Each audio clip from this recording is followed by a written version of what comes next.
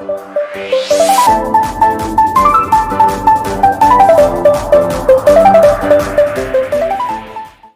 friends, if you like this video of mine, please like, comment, subscribe and share my channel. The Little Peasant. There was a certain village wherein no one lived but really rich peasants, and just one poor one, whom they called the Little Peasant. He had not even so much as a cow, and still less money to buy one, and yet he and his wife did so wish to have one. One day he said to her, "Listen, I have a good idea. There is our gossip the carpenter.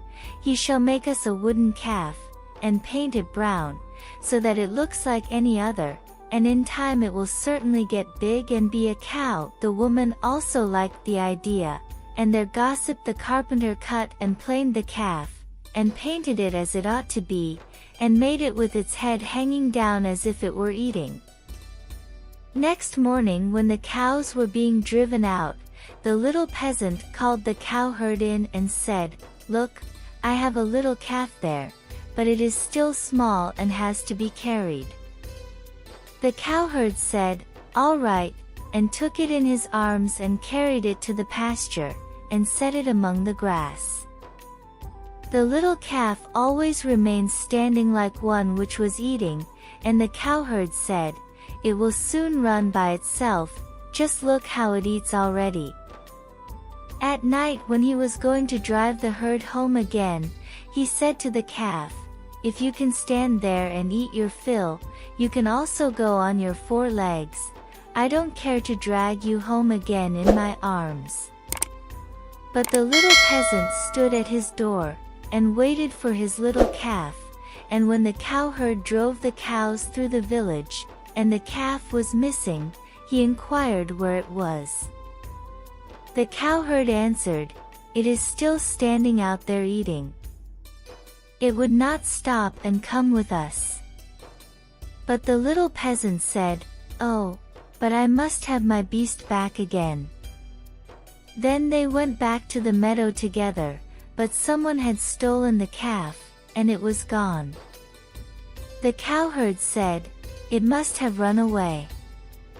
The peasant, however, said, "Don't tell me that," and led the cowherd before the mayor, who for his carelessness condemned him to give the peasant a cow for the calf which had run away. And now the little peasant and his wife had the cow for which they had so long wished, and they were heartily glad, but they had no food for it, and could give it nothing to eat, so it soon had to be killed. They salted the flesh, and the peasant went into the town and wanted to sell the skin there, so that he might buy a new calf with the proceeds. On the way he passed by a mill, and there sat a raven with broken wings, and out of pity he took him and wrapped him in the skin.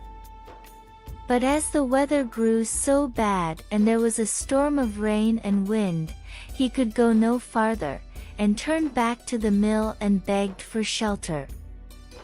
The miller's wife was alone in the house, and said to the peasant, "Lay yourself on the straw there," and gave him a slice of bread and cheese.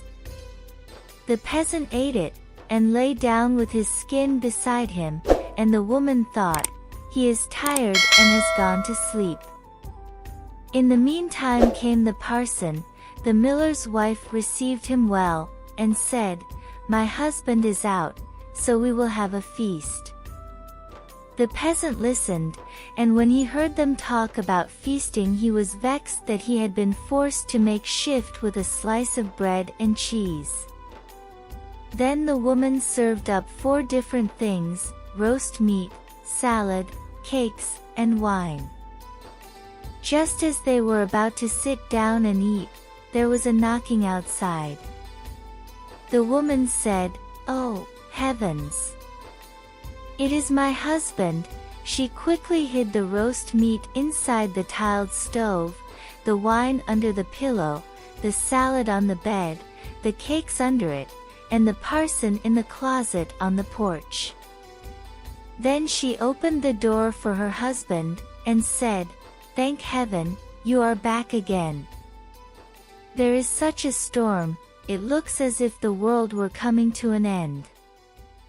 The miller saw the peasant lying on the straw, and asked, "What is that fellow doing there?"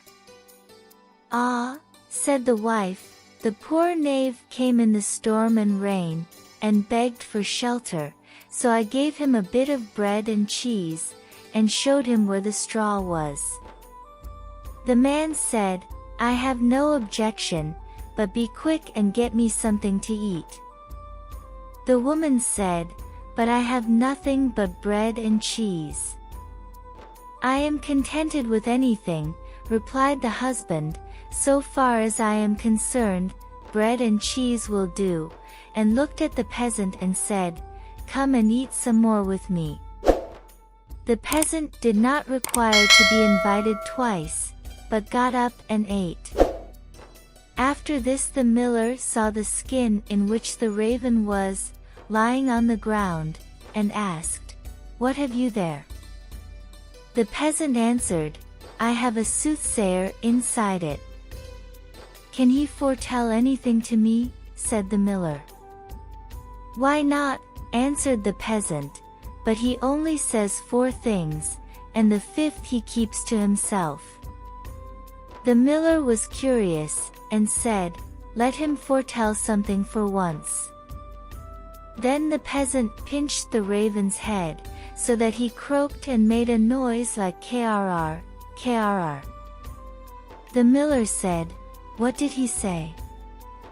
The peasant answered, "In the first place, he says that there is some wine hidden under the pillow." "Bless me," cried the miller, and went there and found the wine. "Now go on," said he. The peasant made the raven croak again, and said, "In the second place, he says that there is some roast meat in the tiled stove." "Upon my word," cried the miller, and went thither, and found the roast meat. The peasant made the raven prophesy still more, and said, "Thirdly, he says that there is some salad on the bed." "That would be a fine thing," cried the miller, and went there and found the salad.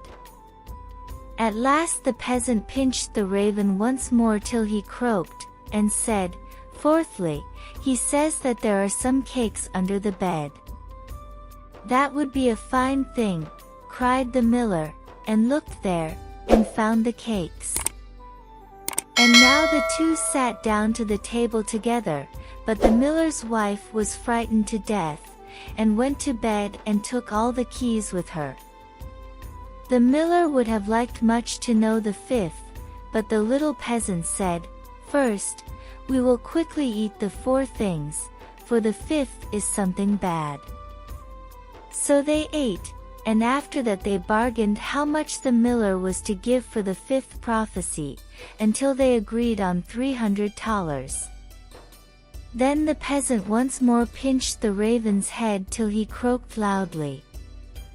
The miller asked, "What did he say?" The peasant replied, "He says that the devil is hiding outside there in the closet on the porch." The miller said, "The devil must go out," and opened the house door. Then the woman was forced to give up the keys, and the peasant unlocked the closet. The parson ran out as fast as he could, and the miller said, "It was true, I saw the black rascal with my own eyes." The peasant, however, made off next morning by daybreak with the 300 thalers. At home the small peasant gradually launched out. He built a beautiful house, and the peasants said, "The small peasant has certainly been to the place where golden snow falls, and people carry the gold home in shovels." Then the small peasant was brought before the mayor, and bidden to say from whence his wealth came. He answered, "I sold my cow's skin in the town, for 300 thalers." When the peasants heard that, they too wished to enjoy this great profit, and ran home, killed all their cows, and stripped off their skins in order to sell them in the town to the greatest advantage. The mayor, however, said, "But my servant must go first." When she came to the merchant in the town, he did not give her more than $2 for a skin, and when the others came, he did not give them so much, and said, "What can I do with all these skins?" Then the peasants were vexed that the small peasant should have thus outwitted them, wanted to take vengeance on him, and accused him of this treachery before the mayor.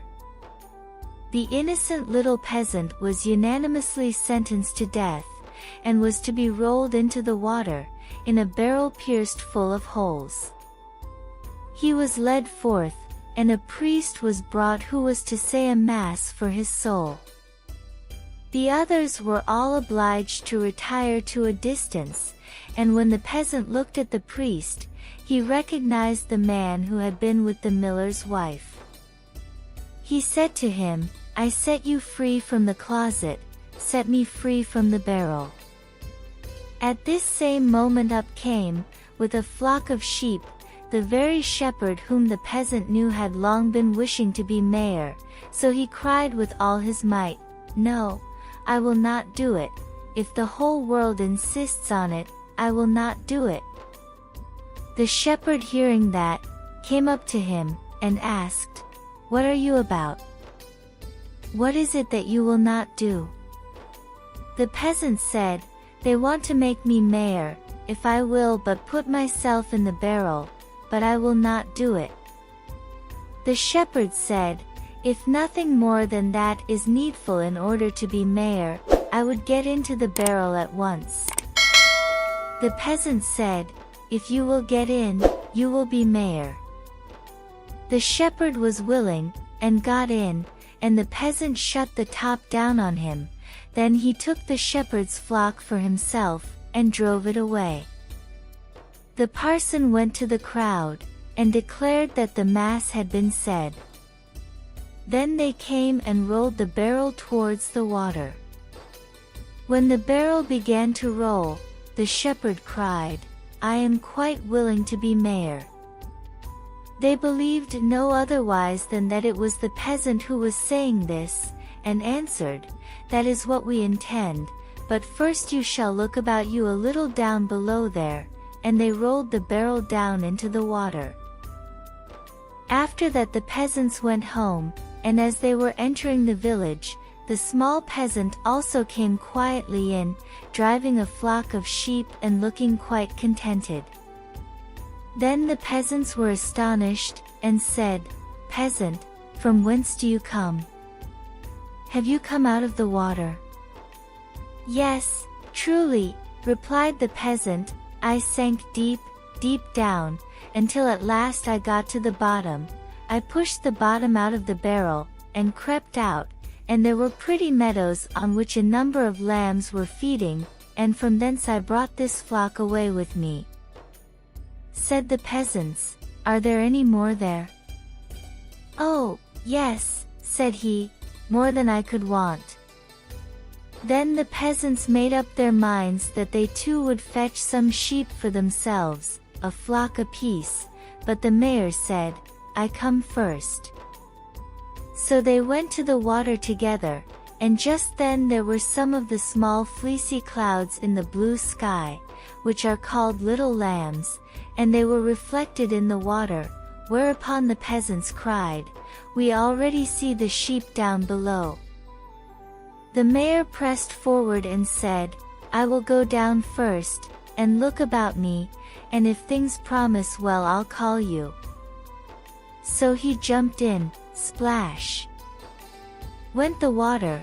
It sounded as if he were calling them, and the whole crowd plunged in after him as one man. Then the entire village was dead, and the small peasant, as sole heir, became a rich man.